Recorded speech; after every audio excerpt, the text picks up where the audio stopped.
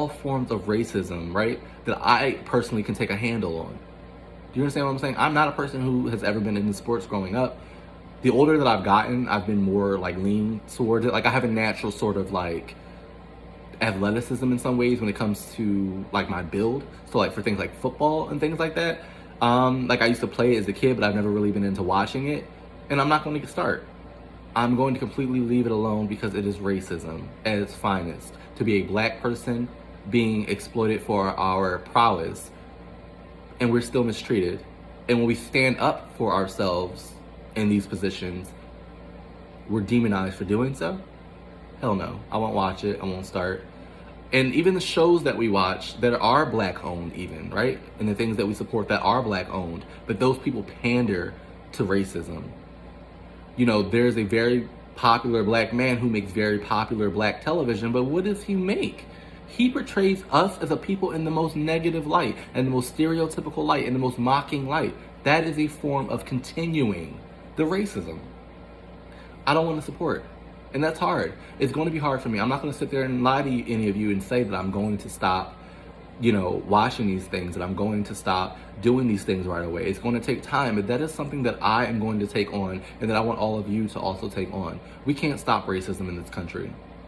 It is literally the thread, the fabric that makes up America.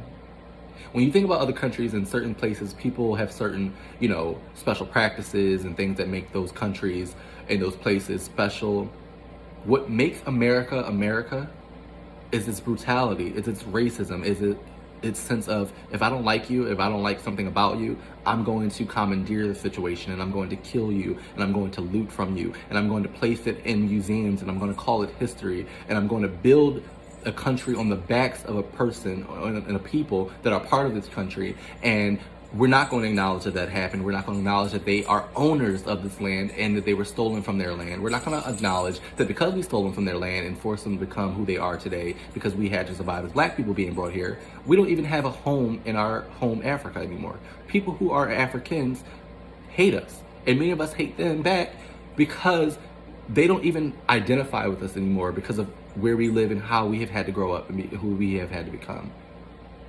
That is what black people have had to experience because of white people. And it won't stop. They will always think of new ways to keep us down.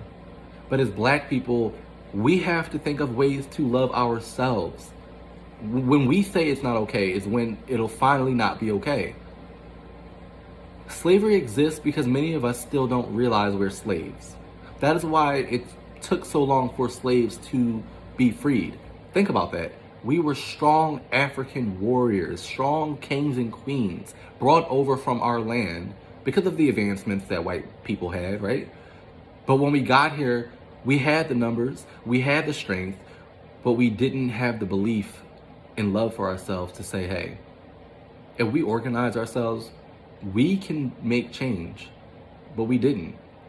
We just settled for maybe the little positions that we were given. Maybe we got to assist the overseer. You remember Roots, the movie? Remember Fiddler? Remember how he pandered to the white men, in exchange for being treated slightly differently, but he was still just as dark as you and me?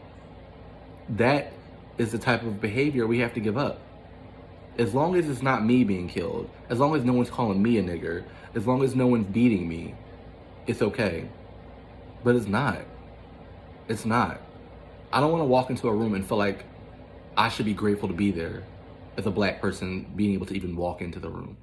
Because at the end of the day, again, and I'll keep saying it, we built this country on our backs, with our blood, with our sweat, with our tears, with our family members' deaths. The least of all we can do is have a community for ourselves, within ourselves, amongst ourselves. If we're going to experience racism from all sides, if we're going to be looked at and be considered the scum of the earth, the least we can do is have each other's backs. And that's just really what I want to do, is have my own back, have your own back, have each other's backs, and just be a people. We've never been a community. Black Americans have never been a community. Africans were a community, are a community. But when we were stolen and what we have had to become, we have become, at this point, willing participants in the racism, and it stops now.